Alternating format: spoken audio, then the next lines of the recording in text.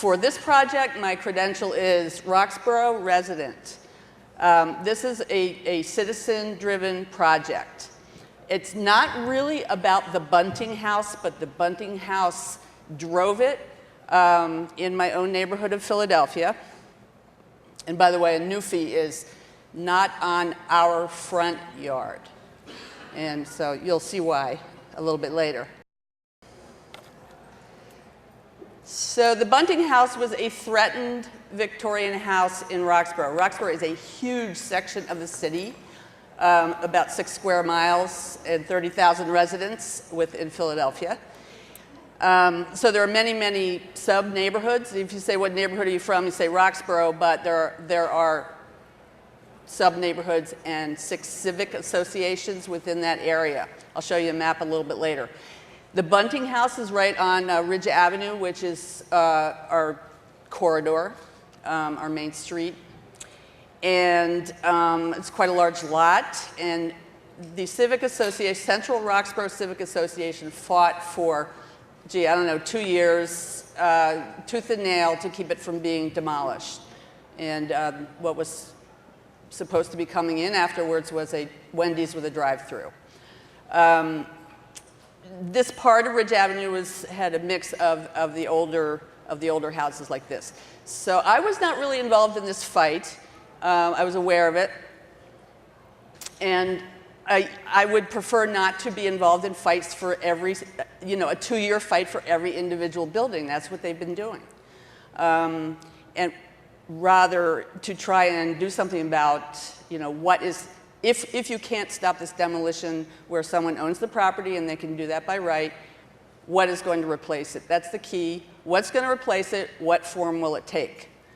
After the Bunting House finally was demolished and is now, a couple years later, still an empty lot, good pilot project, maybe not big enough, I don't know, for Lean, but, and it's not just about the Bunting House. Residents of Roxborough of Central Roxborough, which is one of the more urban parts. It is an existing walkable neighborhood. And so we're seeing this. The paving of the private frontage, the garages on the frontage, more of that coming. The setback will be paved and cars will not park in their garages, they will park over the sidewalk. And Philadelphia recently got, you probably know, a complete zoning code rewrite a couple of years ago. And it is much, much better, much clearer, much more cognizant of our existing mixed-use areas as opposed to our more T4 fabric. But it doesn't fully protect our walkable frontages. In some of the zones where row houses it's zoned for very narrow row houses, there's no parking requirement, off-street parking requirement for those, but neither are they forbidding the garage frontage, which is the entire frontage of a narrow house. And so this is what we're seeing. This is what we would prefer to see. One reason this happened is that there's actually an alley behind, but that's very rare. This is not an area that already has alleys. So their parking is behind on a hill. So here's where we are. So Philadelphia's statistics on the top, and the RCO is the Registered Community Organization. We call them civic associations. We call them civics. And Roxborough, right across from where my title, Roxborough, is that orange corner. And so there is Roxborough. If you've been to Philadelphia, you might have heard of Manayunk, which is the neighborhood downhill from us. We're on the upper part of a very steep hill down towards the Schuylkill River. So that's placing us. And then These are 4 of the Civic Association boundaries. There's just a little, when we did this map, which was to apply for the Night Cities Challenge Award, there was just we had not heard back from this one civic to do the project, but they're in now. So basically, all of Roxborough has a civic association that is interested in doing something about managing the form of development that's coming in. And one reason we're getting development pressure is that Manayunk has been hip for quite a while, and it is built out. And so the development's coming up the hill. Before, Roxborough was this secret great place to live. And you could walk to the Schuylkill River, into the Wissahickon Park. You could walk the 2 main streets from where I live. And it's classic T4 pattern. Blocks there are blocks that have singles, twins, and row houses on them. And there's some blocks that are just row houses and some that are just singles. So it's loose and funky. And there are some deep lots where there are big trees, and we have fruit trees in our backyard. So there's the little mini transect of the urban frontage and the rural backyard. It's a place, and it's a place because there are some larger lots that developers like buying the older properties and wanting to replace them with several townhomes. So we are a city of row houses, but these, because of the frontages, are different. So what we've decided to do, there's a civic association, the Central Roxborough Civic Association, had been talking over these issues and were, in mourning about the Bunting House and so on. And there's a mechanism in place already in Philadelphia called the Neighborhood Conservation Overlay, which allows neighborhoods that have a certain kind of consistent historic pattern. And it's arguable how consistent ours is. It really is messy. But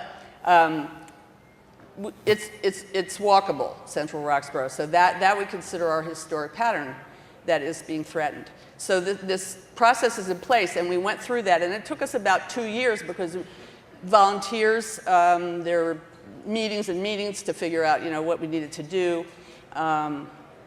This is just the list. I think you could probably just all read that, of the sequence through which we finally got a neighborhood conservation overlay adopted just this past December. And it's just it's a lean little 2-page thing. Now you might question, is adding more regulation to the Philadelphia zoning code, actually lean? But our feeling is that if there's no, if walkability is being damaged, and walkability being the leanest form of transportation, and what the new urbanism is the building block that it's based on is the pedestrian shed, then it's lean. So it's not just a matter of how much regulation, but what is the regulation. I'm not going to talk about what really is the standards are in this, but how this process led to our proposal tonight for the neighborhood conservation kit.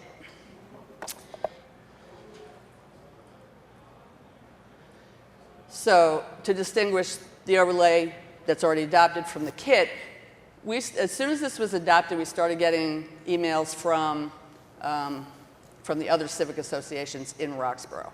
They're like, whoa, look what you did. Can we do that? Can you help us? And so our proposal tonight was for a way to just make that process less onerous and faster, because there's some desperation in some of these areas. They're like, they do lose one beloved house, and they go, how do we keep this from happening again? We want this right now. So we did get the funding, and so just a couple months ago, and I met the night before I came here with Wissahickon neighbors, the Wissahickon Interested Citizens Association. And they're like, don't go away for 5 days. We need to start this right now. And we're still developing what the templates that are going to be in the kit.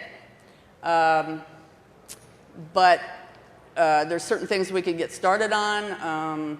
You know, there's another urban planner in our team. There's 2 citizen activists, and one of our goals is to get younger people in. So we have an 18-year-old graphic designer who's going to help us brand our templates and make them available. So that's what's happening now. And what are some of the goals? You know, what are we hoping to get out of this kit as opposed to the overlay that's already adopted? Regardless of what the content, what the standards are in these overlays that the different civic associations might come up with. I mean, certainly the other civics share some problems that Central Roxborough has. But there are parts of Roxborough that are more rural, that there are steeper parts. There are some that are closer to water bodies that might have more issues with, you know, impervious surface. So certainly there are going to be some different concerns. But there are things about walkable places that pretty much all the walkable places, at least in Philadelphia, have in common. And so one goal might be to, you know, standardize these different neighborhood overlays. We may find that there are some areas that just want to be added to our area, to our map. And that would cut out, you know, a year and a half, and then we just go through the waiting process and the public process of having the meetings and so on. And another goal, and this plugs into what Hank was talking about, that, you know, not necessarily replace an entire zoning code like the Philadelphia zoning code with something different, but to use existing mechanisms. So we use an NCO mechanism to have neighborhoods talk about what they, you know, what they want to see, come to some conclusions, and perhaps drive change at the city level. For example, our pattern is such that accessory dwelling units in outbuildings would be a great way to densify without changing the character of the streets. So they're not permitted. You know, our staff liaison at the Philadelphia City Planning Commission, I asked him, you know, well, these overlays that are really only supposed to be for kind of design rules. We're not allowed to change the zoning designation itself, and we're not allowed to change the use allowed in that area. So I asked, you know, well, arguably, okay, this is a different use. Accessory unit is a different use in the use table, but it is still residential. You know, can this overlay address this? And he said, well, more likely that kind of thing would be, you know, if there's pushing from below, you know, the groundswell, then more likely that will be done citywide. And I'm thinking, well, that would be fabulous. You know, it's not just Roxborough that can use that lean method of providing reasonably priced housing and densifying without destroying walkability. In fact, improving it. And another goal is to make contact and reach out to other places where they may have done something similar to find out, you know, what's working, what's not working, and so forth. This morning I was speaking with Deborah Carpenter, who's a Dallas resident civic activist who, this is her first Congress, and she was telling me about something very similar to what we've been doing in Roxborough. So it is certainly happening in other places. We were working a little bit under the radar before this grant, and now maybe it's going to be problematic that we're not so much working under the radar before. Now it's like, whoa, here come the here come the NCOs. So that'll be interesting to see if some resistance is mounted. We are talking with a couple of small developers who are working in our neighborhood. We got input on the first NCO from a real smart developer named Vaughn. And, you know, we can learn from each other. He made some good suggestions for changing the ordinance. So that's what we're up to. And, you know, in terms of the content of such lien overlays, it'll remain to be seen, you know, I mean, our role in terms of the team working on the neighborhood conservation kit is to provide templates to get them started. One of the onerous jobs to do is to photograph every single building in the overlay area, and in a certain way, you know, so that the Planning Commission staff can find the addresses really easily.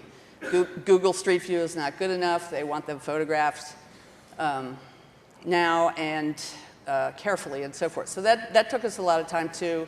Part of our funding will go to some interns to help out with that, to get young people involved.